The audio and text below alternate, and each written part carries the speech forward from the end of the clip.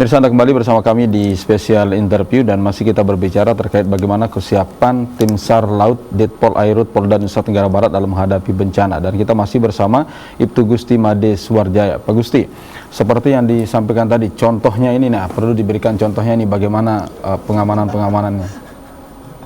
Baik Pak, jadi kami sudah memetakan wilayah-wilayah kerawanan yang ada di NTB, khususnya di Pulau Lombok ini, yang sering sekali jadi menelan korban jiwa yang ada di wilayah perairan, yaitu khususnya di pantai-pantai wisata. Tahun kemarin udah berapa kejadian ya, kalau tidak, ini ada datanya semua saya bawa. Jadi ini yang di 2020. Nah, di 2020, 2019 juga sama, lokasinya juga hampir sama di wilayah seputaran Senggigi ya. Di Pantai Kerandangan juga ada kejadian satu kasus juga, anak yang terseret arus juga, termasuk di Pantai Cemara juga ada 2 kasus juga, Pantai Cemara Lembar kemarin tahun 2020 itu sudah diselamatkan juga, bisa diberikan pertolongan oleh rekan-rekan dari Satpol Air Polres Lombok Barat dan juga dari Ditpol Air Polda NTB yang memang melaksanakan kegiatan patroli rutin di seputaran sepanjang pesisir pantai wisata. Jadi itu memang sudah, saya garis bawahi lagi, memang sudah dihimbau. Bukan, maksud kami itu memang sudah ketentuan yang diberikan oleh pimpinan untuk melaksanakan kegiatan patroli di pesisir pantai, khususnya wilayah-wilayah wisata, wisata ya. Jadi anggota itu yang kami jadwalkan itu Sabtu Minggu itu wajib. Di luar dari hari-hari besar itu memang harus pasti itu. Kalender Kapinmas kami itu personil itu semua dikerahkan untuk mengcover yang ada di wilayah-wilayah perairan, khususnya di tempat-tempat yang rawan-rawan kejadian laka laut. Kalau ini misalkan Pak Gusti, tadi kan di spot-spot wisata lah katakan tetap patroli bahkan di hampir setiap Sabtu dan Minggu. Tapi bagaimana kemudian Pol Airut memberikan pemahaman ataupun semacam bekerja sama dengan para nelayan kita?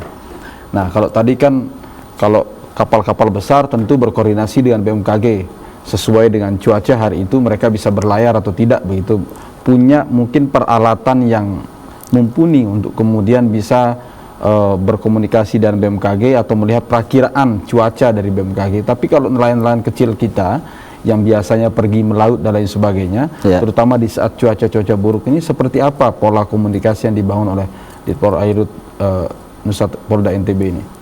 Baik Pak, jadi tetap apa yang menjadi penekanan dari pimpinan memberikan himbauan itu wajib hukumnya kita melaksanakan kegiatan itu di pesisir, yaitu dengan melibatkan personil-personil yang ada di markas-markas unit ini. Setiap ada perkembangan situasi terkini dari BMKG terkait cuaca buruk, para nelayan-nelayan yang ada di pesisir sudah ada kami tempatkan personil-personil yang akan memberikan himbauan terkait itu. Dan memang untuk yang kapal-kapal besar itu surat izin untuk melakukan pelayaran itu melalui Kesabandaran. Di situ tetap berkoordinasi dengan BMKG dan juga kami di Kepolisian Perairan. Makanya sinergitas kami di wilayah perairan itu sangat-sangat baik ya hubungannya, karena keterkaitan untuk keselamatan masyarakat itu wajib kita untuk memberikan prioritas yang paling utama gitu. Jadi untuk nelayan-nelayan kecil kami pesankan, jika sudah diberikan himbauan terkait cuaca pada saat itu tidak diperkenankan untuk melaksanakan kegiatan melaut atau mencari ikan, agar dilaksanakan untuk memperkecil kejadian-kejadian yang kita tidak inginkan. Dan kalau seandainya pun memang cuaca masih bisa dirasa baik dan mungkin ketinggian air laut juga dinyatakan masih dalam jangkauan masyarakat untuk melaksanakan pencarian ikan, jangan lupa agar selalu melengkapi diri dengan alat-alat keselamatan dan juga alat-alat komunikasi seperti pelampung, lifebuoy dan juga radio ya, alat komunikasi sekiranya dibutuhkan. Demikian. Tapi kalau sampai sejauh ini Bapak lihat kejadian-kejadian yang terjadi di laut kita, terutama kerap kali beberapa nelayan kita tiba-tiba hilang dan lain sebagainya, hilang kontak dan lain sebagainya, itu memang terjadi karena mereka tidak mengetahui pengumuman atau perakiraan cuaca dari BMKG, atau seperti apa yang sering terjadi, yang kasus yang ditemukan? Iya Pak, jadi sepengalaman kami, yaitu yang saya bilang tadi, jadi kami sudah memberikan maksimal, memberikan himbauan kepada masyarakat, yang kadang-kadang ada beberapa nelayan yang tidak mengindahkan himbauan tersebut dengan melaksanakan kegiatan mancing atau mencari ikan. Ya, kalau bahasa sininya itu nekat ya, nekat dengan situasi cuaca seperti itu. Jadi itu yang sering kejadian. Ya, jadi sering kejadian, kadang-kadang terseret arus dari pulau ini ke pulau ini. Mungkin dia selamat iya, tapi kadang-kadang karena cuaca buruk, dia mengalami trouble mesin, mati mesin, dan dia terombang-ambing, hingga mungkin bisa saja dia kapalnya terbalik, dan bisa saja dia hanyut ditemukan oleh nelayan yang lain.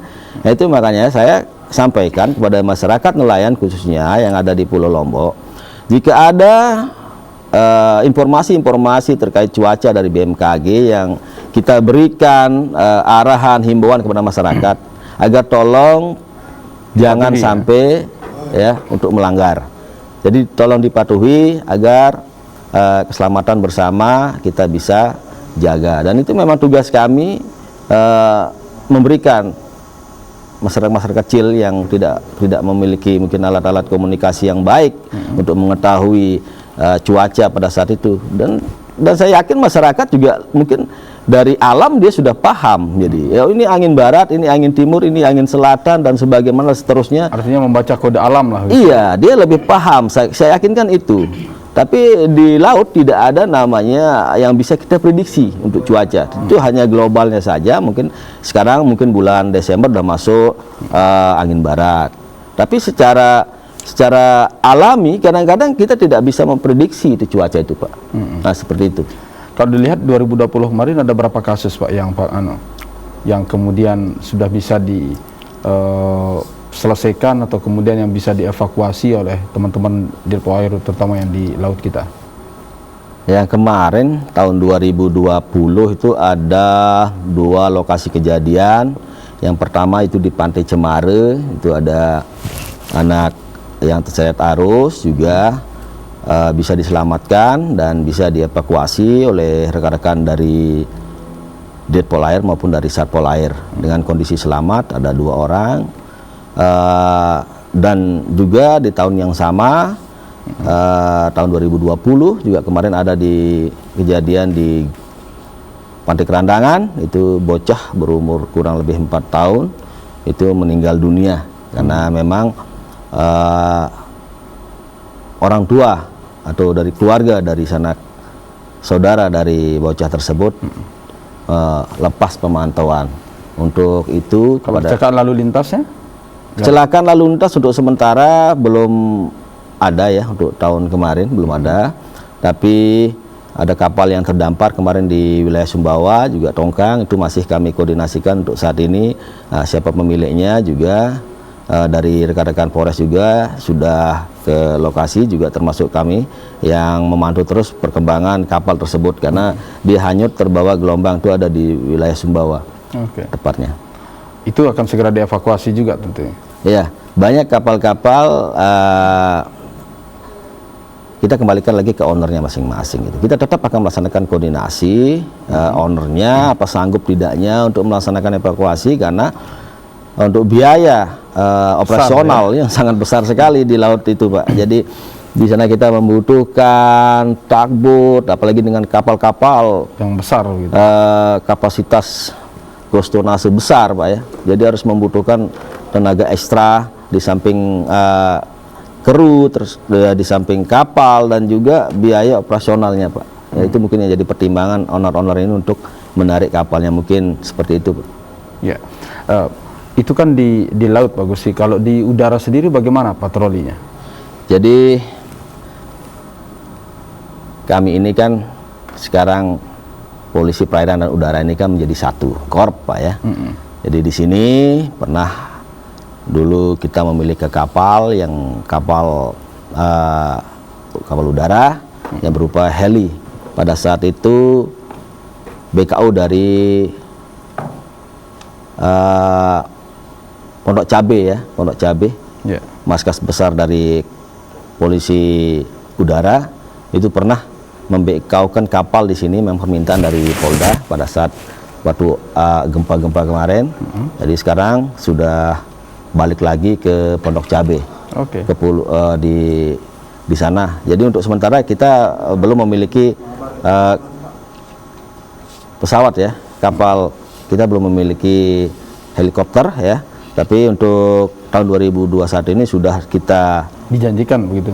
ya akan mungkin insya Allah akan diberikan karena memang untuk di sirkuit internasional Motor GP-nya. untuk Kebutuhan ya, untuk itu. untuk kebutuhan untuk itu, dan juga termasuk markas kita untuk Ditpol Air juga akan diberikan di sana, fasilitas-fasilitas yang lain juga akan dipenuhi. Demikian Pak. Oke.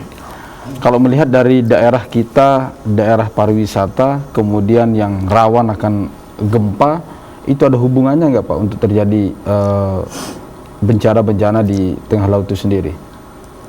Ya sangat memungkinkan sekali Pak ya, karena pengalaman kemarin jadi kami sendiri Kita yang hampir 1 tahun kemarin, Ya, 2018 benar itu. sekali. Jadi kami juga sempat evakuasi yang ada di Gili itu luar biasa sekali. Iya. Pada saat itu memang Kita kan banyak gili-gili kita yang ya, ada di situasinya mungkin Bapak maaf ini belum tidak turun langsung ke lokasi itu pada saat itu semua kapal kita kerahkan untuk mengevakuasi wisatawan asing yang melaksanakan kegiatan liburan di 3 Gili tersebut dengan berjumlah ya ribuan. Itu situasi yang sangat yang saya kira dramatis sekali ya, karena memang ya, masyarakat ini ingin bagaimana caranya dia didahulukan untuk keluar dari pulau itu, dan itu betul-betul ya kurang lebih kita evakuasi per 3 hari Pak. Dan itu menggunakan kapal-kapal besar, termasuk kapal-kapal feri yang ada di Lembar, termasuk rekan-rekan dari instansi yang lain, ya, kapal-kapal Basarnas dan kolaborasi juga, semua. ya semua kemarin kita terjunkan untuk evakuasi masyarakat yang ada di Gili itu. Berarti ada pengamanan khusus dari Ditpol Airut Polda NTB kaitan dengan katakanlah warga-warga kita nih ataupun wisatawan yang berada di Gili, karena kita tahu kan di NTB ini kita banyak sekali gili yang kita miliki yang berada kawasan tempat tinggal yang berada di tengah laut itu sendiri. Ya. Jadi terkait COVID-19 ini untuk saat ini daerah-daerah wisata untuk sementara ya mungkin Bapak sudah tahu situasinya, dan dari Menteri juga sudah mengeluarkan perintah agar wisatawan asing itu untuk sementara pertanggal 1 Januari tidak boleh masuk ke wilayah NKRI. Jadi di sini juga saya melihat situasi di wilayah-wilayah tempat-tempat wisata khususnya di Gili-Gili itu sepi sekali pengunjung. Dan saya mengamati langsung termasuk di wilayah 3 Gili maupun di wilayah Gili-Gili yang ada di Sekotong. Itu sepi sekali pengunjungnya.